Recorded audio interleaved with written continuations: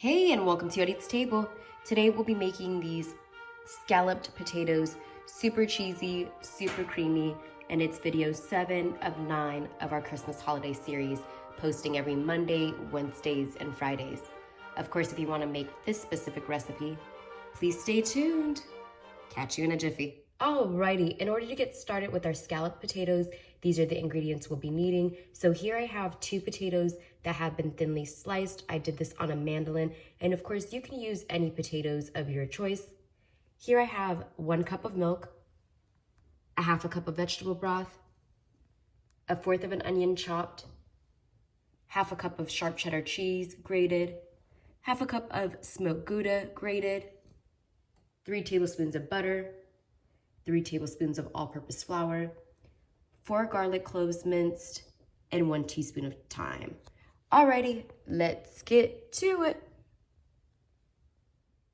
So first things first, we're gonna go ahead and turn our burner onto a medium-high heat. I'll be having my burner on a 3.5.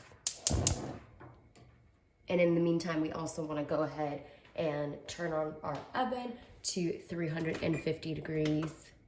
So to our pan, we're gonna go ahead and add our onions, as well as our garlic.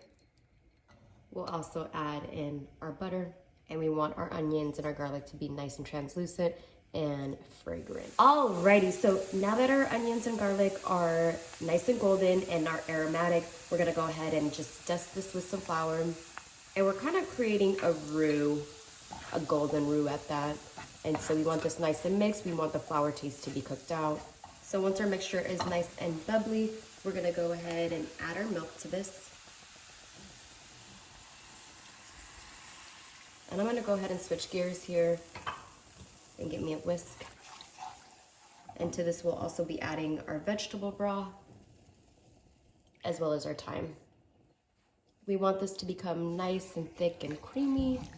So we're gonna allow this to come to a light simmer. In the meantime, I'm gonna clean up as I go because that's the way we get shit done around here.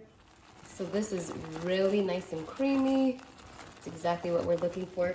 So we're gonna start tossing our cheeses in. I'm gonna do about a 1/4 of a cup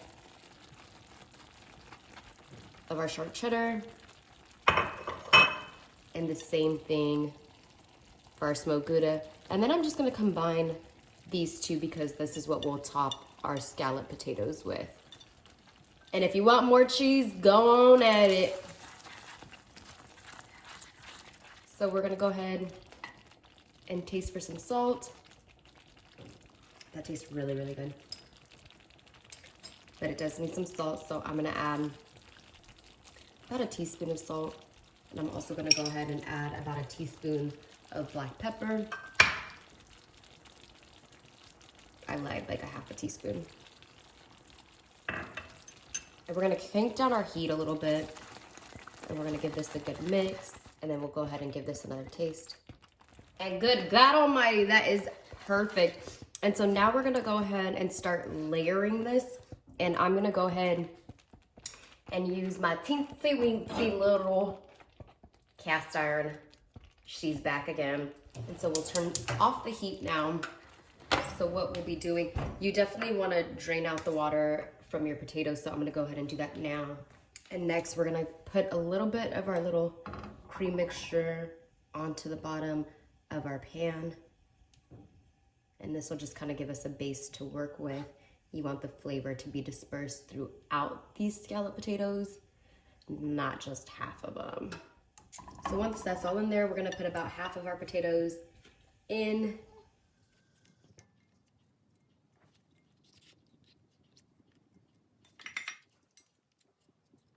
And you wanna spread them out as best as possible. Obviously, there's gonna be some overlap, which is entirely fine. And then at this point, we'll go ahead and add some additional cream right on top.